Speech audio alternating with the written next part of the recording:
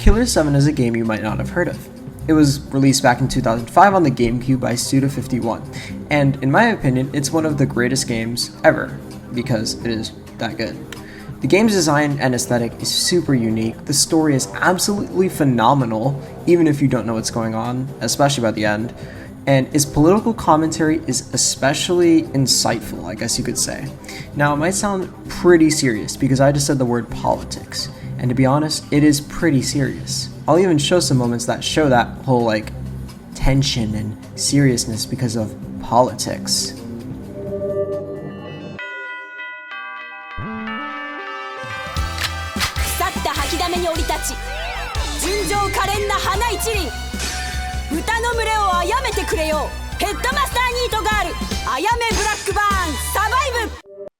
What is United States?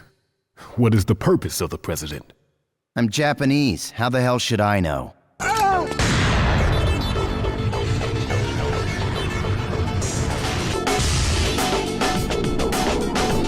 Okay, goofy moments aside, it's an amazing game and is criminally underrated in my eyes, which is kind of why I'm bringing it up, because I really just want to talk about it and I guess spread it around.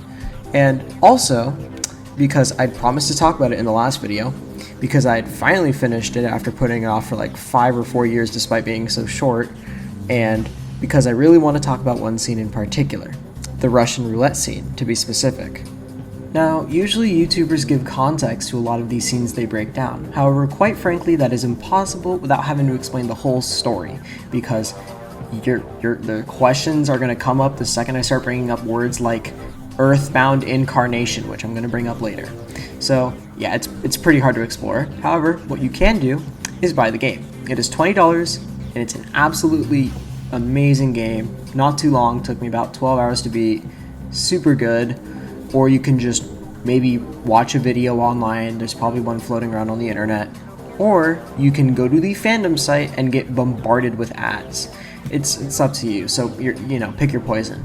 So pause the video and go spend either an hour reading on the fandom with a ton of ads in your face, spend 12, 9, 10, I don't know how many hours it was playing the game, or spend an hour and a half watching a video of someone doing an in-depth breakdown and timeline and all that. Now let's say you're not interested in doing any of that. I'll give you a very, very, very brief summary of the game, which is from fandom, which I just made fun of them, but the plot summary is actually pretty good here. Let's just do that, it'll be way easier. So here we go. The plot revolves around Harmon Smith and Kun Lan, demigods fighting a battle of good versus evil over several centuries. In the game's present, the earthbound incarnation of Harmon has taken over the form of a 60-year-old assassin bound to a wheelchair. He is capable of manifesting 7 personalities into the real world, each with their own style of killing. The group is collectively known as the Killer 7. In these manifestations, Harmon does not just believe he is someone else, rather his persona, I don't really know, it's with an E at the end, actually take on a unique physical body when called upon. In 2011, the Japanese United Nations Party is trying to unify the world under Japanese control. In response, the United States government sends Garcia and Smith through the medium of their agent Christopher Mills to assassinate a number of targets who are currently working with the party in order to prevent this from occurring. The whole take over the world thing. I don't know why they didn't add that part. Anyways, as Garcian and the Killer 7 carry out these assignments, they find their efforts thwarted by a militant terrorist group of mutant suicide bombers known as the Heaven Smile. Their leader, Kun Lan, has transformed their bodies into living bombs using the power of his god hand. Okay, now I'm sure you have a lot of questions. What is Earthbound Incarnation? Who's Heaven Smile? What's going on with Harmon? Why is he got 7 people? Ton of questions. I know, I did too, and I still do. But you're just gonna have to deal with it. I literally can't waste any time, or else, I'd be here for an hour and a half explaining the lore. So, you kind of get the general idea. That's good enough. Anyways, just know there are spoilers to a degree, and also a guy does shoot himself. After all, this is Russian roulette, so keep that in mind, I guess, if you don't like that kind of imagery. But spoilers, not really, but, just still keep in mind. Anyways, let's finally get into the video. And who might you be?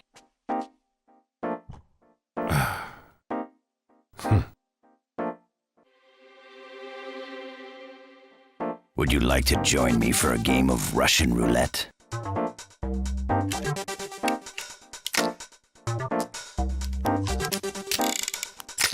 Come on. How about it, son? Alright, the first thing you probably notice is the game's aesthetic, and especially how it portrays shadows, and it's also like super cel shady style and simplistic lack of features.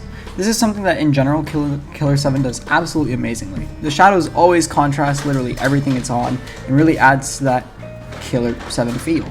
And in addition, the lack of textures really adds more to the scene as it puts more emphasis on things that are important like models, action, dialogue, and animation. Speaking of which, the animation you'll notice looks absolutely phenomenal. And that's because it's all mocap. And just mixed with the style and animation, it looks really good. Now onto the actual scene. The background music is really simple and overall really loose, and that's because they really haven't reached the tension yet. So things are still really getting introduced. And the two characters have yet to actually do anything. If you win, I'll let you in on a little secret. How to hit on women with 100% success. And if I lose? If you lose, then I want you to kill the president.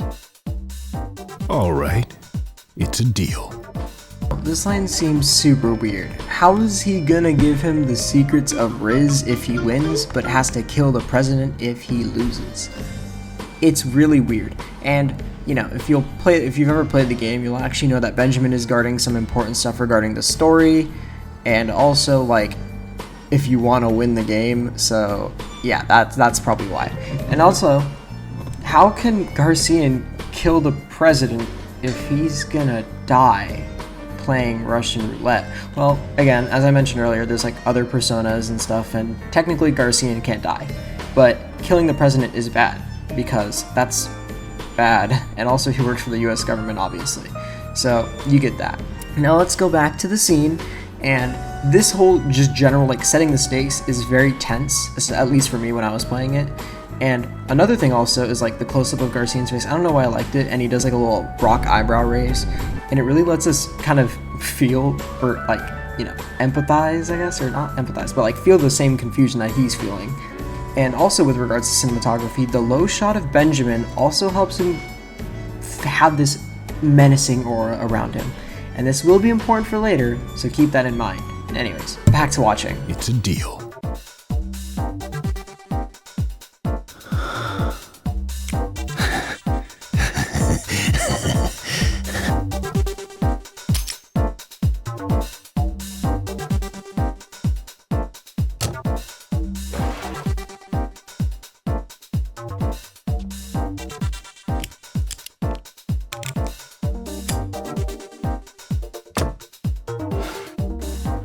Now there's a lot I want to say about this moment. First of all, we can see the biggest difference between these two guys, and I'm not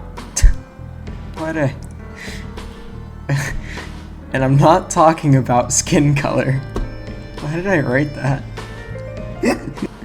Well, anyways, you saw it for yourself. You don't need to know Garcian to know he is a badass and a risk taker. Now, this is your first time seeing Benjamin, and you can kind of see who he is. He's pretty scared, and he's not even ready for the game that he himself put up. Now, with the score, again, how music goes with the scene, you can already start to see it amp up. After Garcian pulls the trigger and is safe because he hears the click, you can hear a little jingle in the background that goes like boo boo boo boo. Here, I'll play it again for you real quick if you didn't catch that.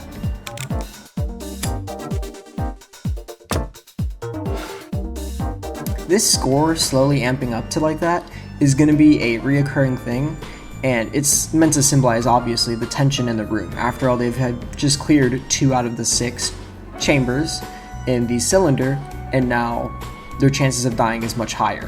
Anyways, back to the video. I hate to say it, but you got guts, son. No way I'm gonna die today. Or tomorrow, for that matter. At least not until the election is over. It takes more luck than this game to run a country, damn it.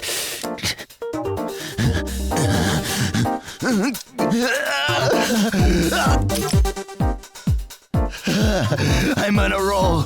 I'm hot. It looks like Lady Luck's on my side today.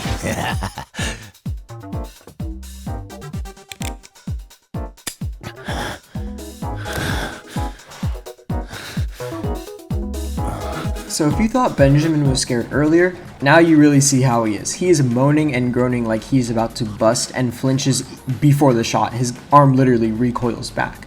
Meanwhile, Garcian, cool, composed, and calm. It perfectly shows how juxtaposed, I guess you could say, these two characters are, yet are both coming together to risk their life.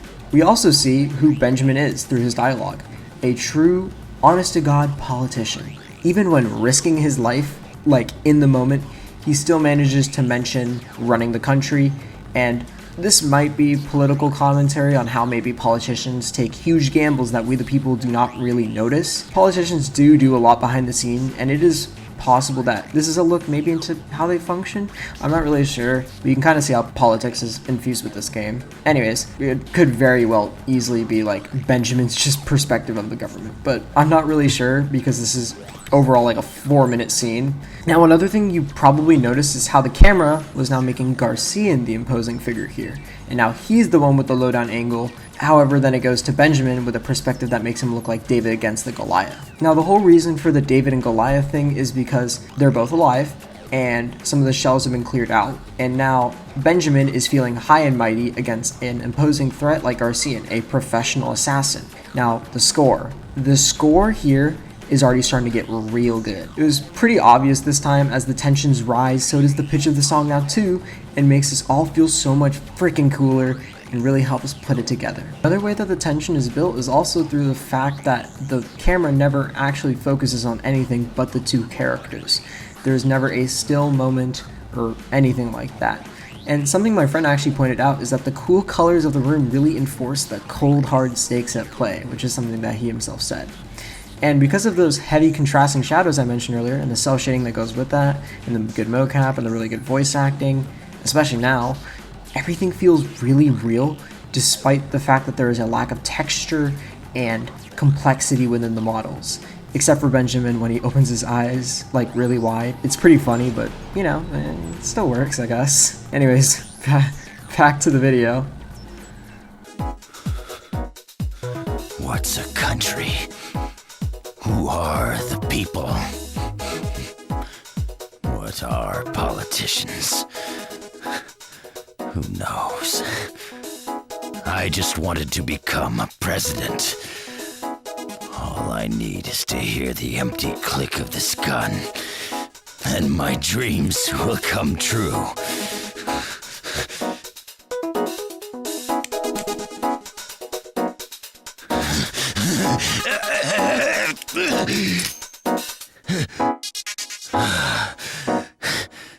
It looks like you lose, son. Sorry, but a deal's a deal. Now, the little things Benjamin has to say here aren't that important. It's more of a reflection of what he is and what he's doing.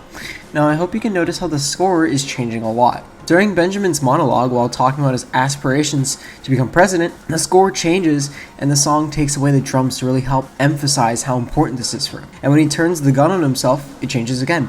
Only now the hi-hats are playing now, or along with the rest of the song, of course. And I think they're called hi-hats, I'm not really sure.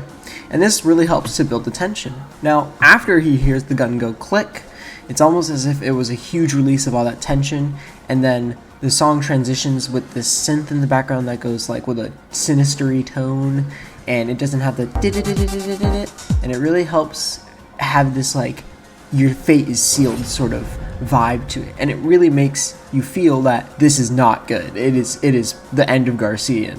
Now, while editing this, it had come to my attention that there's actually something pretty important that I didn't seem to notice.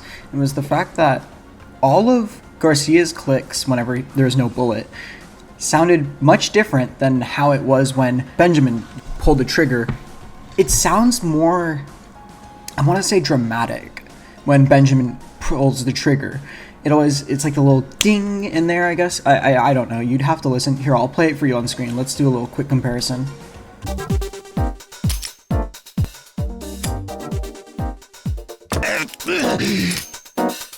The only reason I can really think of a reason that this is because it shows us the two different characters and how they both feel.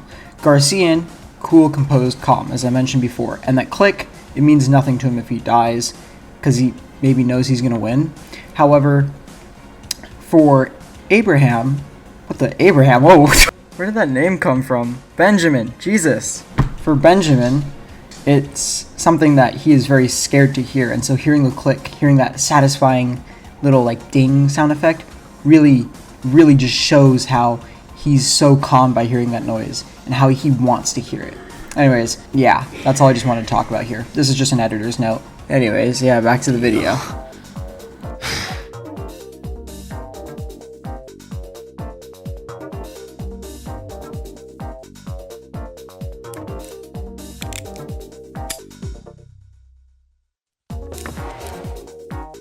This gun holds 7 bullets.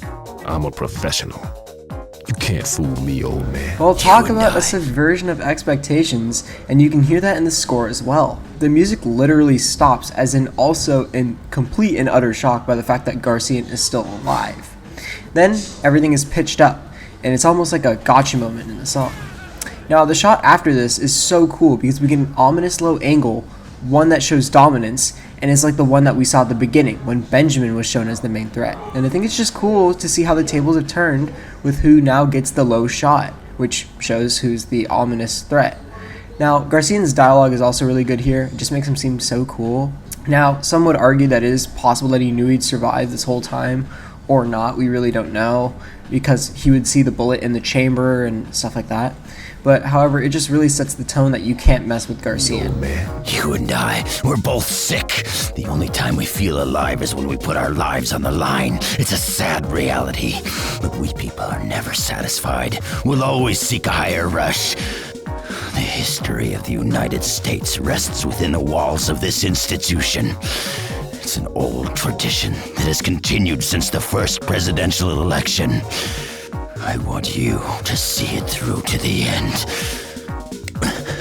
And by the way, women are all the same.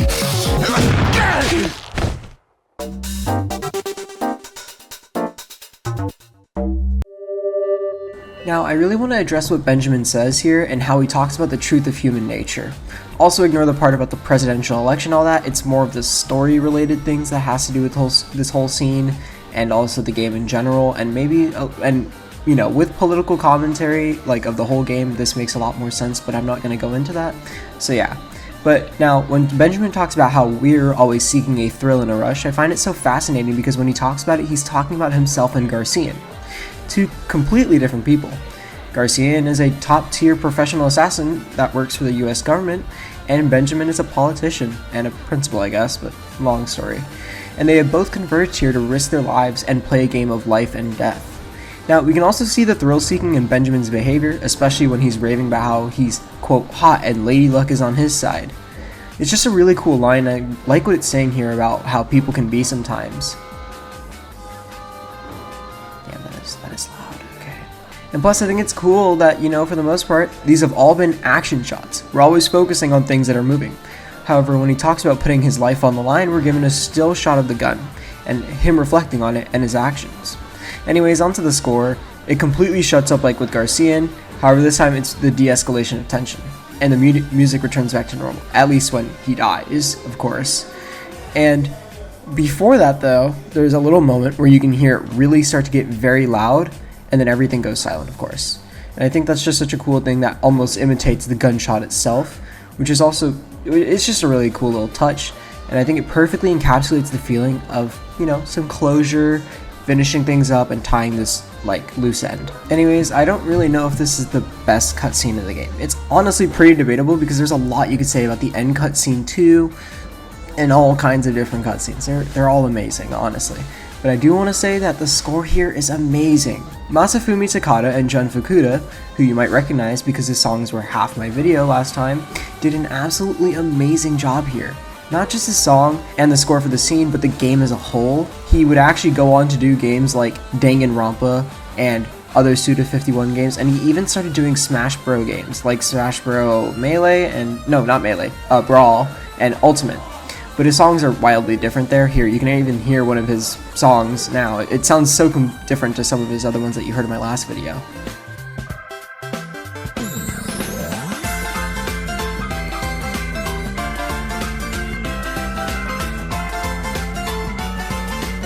Anyways, I would highly recommend checking out the Killer 7 OST. It is so good and masterfully done. You don't need to even know the context of the songs to truly enjoy it. And I also really like how Killer 7 is just a great game, and I just finally have the time to yap about it without having to worry about Subaru. So yeah, and the thing is that I would probably do a video on the story if it wasn't so complicated. And oh hey, wait, there's a book with a timeline in it, and it's official, and it was released by Suda51. Okay, new video idea? Who knows, maybe, I don't know. Anyways, my next video might be a game called Anthology of the Killer, suggested from my friend Trainman. And also, now that I bring up friends, I want to thank some people who helped support and give feedback on my last video, and also this video too. Thank you to Trainman for helping so much with finalizing not only the script with the last video, but this script too. It really helped out, really helped out organize a lot of my ideas and thoughts. Thank you to MSV Idios for helping film and review footage last time as well, and also helping out with reviewing the script this time, and also giving a ton of feedback in a serious tone, which is super out of character for you. Thank you to Zen for being really supportive as a friend, as well as also checking out the video and giving feedback. Thank you to my brother who checked out the video and helped give back feedback in its early stages. Thank you to Super Gaming Bros for being positive about the draft. Thank you to you for giving feedback as well as being so positive about it, and also thank you to Enzy for giving some feedback in my last video. Anyways, yeah, I guess that concludes the video. Thank you for watching. See ya.